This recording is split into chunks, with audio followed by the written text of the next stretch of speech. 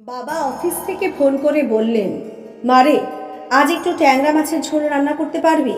খেতে ইচ্ছে করছে খুব। প্রচণ্ড বিরক্ত হয়েছিলাম। এমনিতেই সকাল থেকে মিলনের সাথে ঝগড়া চলছে, মন মেজাজ একদম ঠিক নেই। তার উপর আবার এই রান্না বান্নার উটকো ঝামেলা। মা তো মরে গিয়ে বেঁচে গেছেন, আমাকে রেখে গেছেন রাত দিন 24 ঘন্টা বাবার ফরমাস করার জন্য। যাই হোক, যথেষ্ট অনিচ্ছা থাকা সত্ত্বেও রান্নাঘরে গেলাম ট্যাংরা মাছের ঝোল রান্না করতে। রান্না করতে করতেই মিলনকে এক নাগারে ফোনে ট্রাই করে যাচ্ছিলাম, না ফোন ধরছে না। ছেলেটা আজকাল খুব অদ্ভুত আচরণ করছে, কথায় কথায় ভুল ধরে, অযথা সন্দেহ করে, আর পান থেকে চুল খসলেই বিশ্রীভাবে গালিগালাজ শুরু করে দেয়। আজকে আবার ব্রেকআপের ভয় দেখাচ্ছে, কিন্তু এ তো অসম্ভব। বড্ড বেশি ভালোবেসে ফেলেছি মিলনকে। ওকে ছাড়া আমি বেঁচে থাকার কথা ভাবতেই পারি না। এসব ভাবতে ভাবতে কোনো মতে রান্না শেষ করলাম। তাড়াতাড়ি রান্নাঘর থেকে বের হয়ে মিলনের বন্ধু সঞ্জয়দাকে কল করলাম। সঞ্জয়দা বললেন, দেখো মণি, মিলন এখন প্রচণ্ড ক্ষেপে আছে। তুমি কাল রাতে ওকে এতবার কল করে ডিস্টার্ব করে ঠিক করনি। কিন্তু দাদা, ও তো ওয়েটিংয়ে ছিল। আমার কি এতটুকু জানার অধিকার নেই ও কার সাথে এত রাতে কথা বলছিল? এটা তোমাদের ব্যাপার। তারপরও আমি মিলনকে বলছি তোমার কল রিসিভ করতে। শুনবে কি না জানি না, তবে এখন ওর মতের বাইরে আর কিছু করো না, যা বলে শুনে নিও। ঠিক আছে। কিছুক্ষণ পর মিলনকে কল করলে সে রিসিভ করে। শোনো মণি, আমি শুধু সঞ্জয়ের কথায় তোমার কল রিসিভ করেছি। আমি তোমাকে একটা লাস্ট চান্স দিচ্ছি। এভাবে কেন কথা বলছো মিলন? তুমি কি আমার সব কথা শুনবে? আচ্ছা বলো, তুমি কাল আমার সাথে সঞ্জয়ের ফ্ল্যাটে যাবে। ওখানে কেন? এতদিন হয়ে গেল আমাদের রিলেশনশিপ চলছে, অথচ আজ পর্যন্ত আমি তোমাকে নিজের করে পেলাম না। আমার কি কোনো ইচ্ছে থাকতে পারে না? কিন্তু মিলন, কোনো কিন্তু নয়, যা বলছি তাই। আর একটা কথা, আসার সময় 3000 টাকা নিয়ে আসবে। গত সপ্তাহেই না তোমাকে 1500 টাকা দিলাম। এত প্রশ্ন কেন করছো? তুমি মনে হয় ফাইনালি ব্রেকআপ চাইছো। না না, ঠিক আছে, আমি নিয়ে আসবো। ঠুস করে লাইনটা কেটে দিল। এতক্ষণে আমি একটু শান্তি পেলাম, কিন্তু টেনশন তো থেকেই গেল। 3000 টাকা কোথায় পাবো? সন্ধ্যায় বাবা একরাশ ক্লান্তি নিয়ে অফিস থেকে ফিরলেন। এসেই ডাকাডাকি শুরু করে দিলেন, মণি কোথায় গেলি মা? দেখ তোর জন্য কি নিয়ে এসেছি। কি হয়েছে বাবা, এত চেঁচাচ্ছ কেন? আজকে চেয়ারম্যান স্যার সবাইকে খাইয়েছেন, ছেলে ডাক্তারি চান্স পেয়েছে, তাই খাবারটা তোর জন্য নিয়ে এলাম। তুই তো চাইনিজ খাবার পছন্দ করিস খুব। কই দেখি দেখি। বাবাকে আর কোনো কথা বলার সুযোগ না দিয়ে আমি খেতে বসে গেলাম। বাবাকে এক কাপ চাও দিলাম না।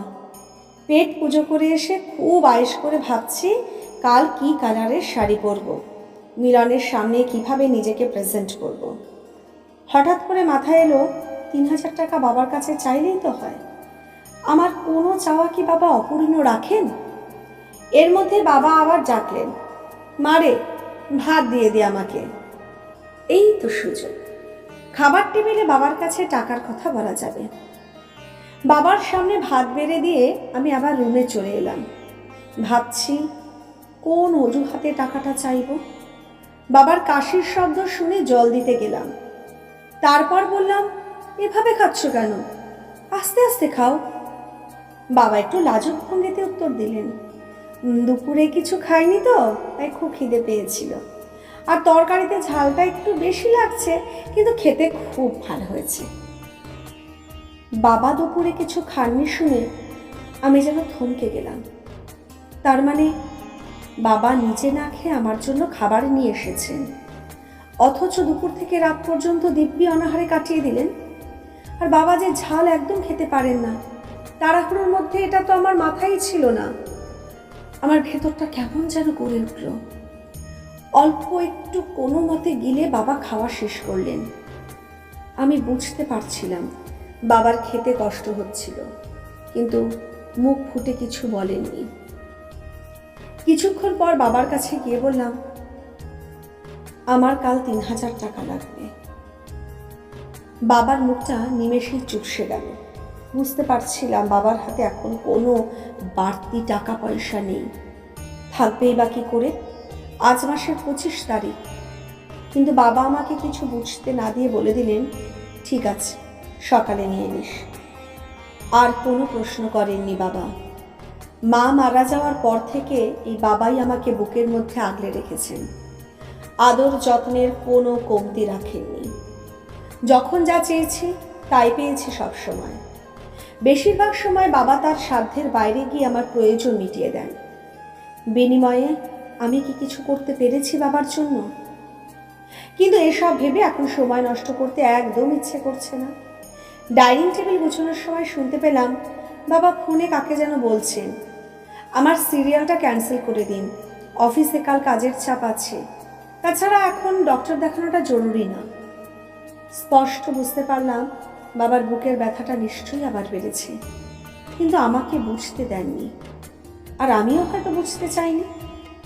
3,000 টাকা যে বাবা চিকিৎসার জন্য রেখেছিলেন তাও বুঝতে অসুবিধা হলো না। খুব ছোটোখাটো একটা চাকুরি করেন বাবা, সারা মাস সংসারে টানাটানি চলতেই থাকে। এই স্বল্প আয়ের মধ্যে আমার চাহিদা মেটাতে গিয়ে প্রায়ই বাবা হাঁপিয়ে ওঠেন। রাতে ঘুমোতে যাওয়ার আগে মিলনকে টেক্সট করলাম, সকাল 11টায় প্রথমে পার্কে চলে আসবে। সকালে বাবা অফিস যাওয়ার আগে আমার হাতে 3,000 টাকা দিয়ে গেলেন। ঠিক সকাল 11টায় সবুজ কালারের একটা শাড়ি পরে হালকা সেজে পার্কে পৌঁছে গেলাম। মিলন আমার আগে পৌঁছে গিয়েছিল। আমি তার সামনে যেতে ভ্রু কুঁচকে বলল, আর কোনো কালার পেলে না? জানো না সবুজ আমি একদম সহ্য করতে পারি না। আমি শুধু একটু মুচকি হাসলাম। খানিক বাদে মিলন আবার বলল, ঠিক আছে চলো এখন।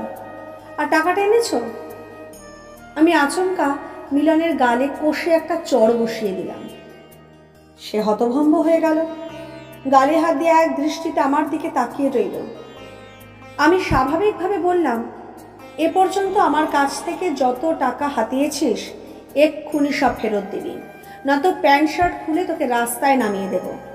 আমার কাছে তোর সব অশ্রাব্য গালিগালাজ আর কুপ্রস্তাবের রেকর্ডিং আছে। এগুলো নিয়ে পুলিশের কাছে গেলে তোর কি অবস্থা হবে বুঝতে পারছিস? মনি, কি বলছো সব? ঠান্ডা হও প্লিজ। একদম আমার গায়ে হাত দিবি না, আমি কিন্তু লোক জড়ো করব। টাকাগুলো ফেরত দে। অবশেষে মিলন তার ক্রেডিট কার্ড আমার কাছে জমা দিয়ে মান ইজ্জত নিয়ে পালাতে বাধ্য হলো। আমি সোজা বাবার অফিসে চলে গেলাম। সবুজ রং বাবার খুব পছন্দের। বাবা আমাকে দেখে খুব অবাক হলেন, সে সঙ্গে খুশিও হলেন। সেখান থেকে ছুটি নিয়ে বাবাকে বগল দাবা করে প্রথমে হসপিটালে গেলাম। কিন্তু ডক্টর আজকে আসেননি বলে বাবার চেক আপ করাতে পারলাম না। হসপিটাল থেকে বের হয়ে চলে গেলাম শপিং মলে। বাবাকে দুটো নতুন শার্ট আর একটা প্যান্ট কিনে দিলাম। 3টে পুরনো শার্ট আর দুটো প্যান্ট দিয়ে বাবা 4টে বছর চালিয়ে নিয়েছেন। শার্ট প্যান্ট কেনার সময় বাবা বারবার বলছিলেন, আমার তো সব আছে, শুধু শুধু টাকা নষ্ট করছিস, এই টাকা দিয়ে বরং তোর জন্য কিছু কিনে নে। গত পুজোর পর থেকে এ পর্যন্ত তোকে কোনো ড্রেস কিনে দিতে পারিনি। প্রতিদিন ভার্সিটি যাস, নতুন ড্রেস লাগে তো। আমি বাবাকে জিজ্ঞেস করলাম, তুমিও তো প্রতিদিন অফিসে যাও, তোমার বুঝি লাগে না? মৃদু হেসে বাবা উত্তর দেন, বাবাদের এত কিছু লাগে না রে, বুঝলি? আমি আর কিছু বলার ভাষা খুঁজে পাইনি। বাবাকে একজোড়া জুতোও কিনে দিলাম কম দামের মধ্যে। এখন যে জুতোটা পরে আছে এটার বিভিন্ন জায়গায় সেলাইয়ের দাগ আছে। কমপক্ষে 5 বার এটাকে মুচির কাছে নেওয়া হয়েছে। আমার কাছে কিছু জমানো টাকা ছিল, মিলনের জন্মদিনে উপহার দেব বলে জমিয়েছিলাম। এই টাকা দিয়ে বাবাকে রেস্টুরেন্টে চাইনিজ খাওয়ালাম। রেস্টুরেন্টে বসে বাবা আমাকে খাইয়ে দিলেন।